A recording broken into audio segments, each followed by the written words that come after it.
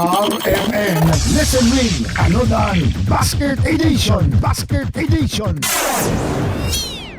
Yes, mga kasama, maing adlaw kanato nga tanan. Atong exact location mga kasama dirita sa Bonifacio Street ning siyudad sa Davao or Barangay 33-D.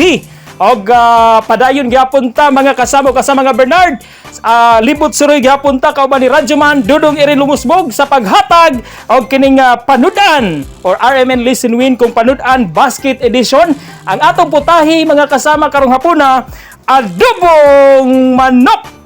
Presko pa kayong manok mga kasama or karning manok na atay ingredients na ay bombay, ahos at sal. Kompleto ni. Ato ning ihatag sa to ang laing certified listener sa DXDC RMN Davao karong hapuna. Okay, ato ilaylaw kisay pangalan nato ma'am?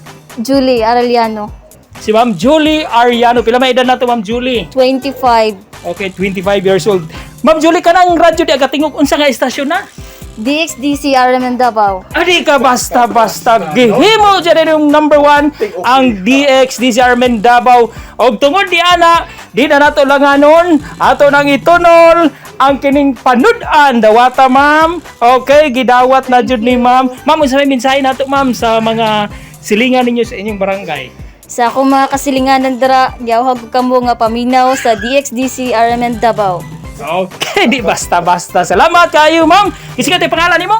Julie Arellano. Si Ma'am Julie Arellano ang ato ang laing nasab nga certified listeners ang atong gitunulan og pahalipay kung panudan karong hapuna. Sulbad ang panihap. Okay, gikan lamang dire sa Maya Bonifacio Street ning siyudad sa Davao or Barangay 33. Kauban si Radyoman Dudong Iri Lumusbog. Ako ni si Radyoman Don Pulayaw, Tatak RMN. RMN Listen Win Anodan Basket Edition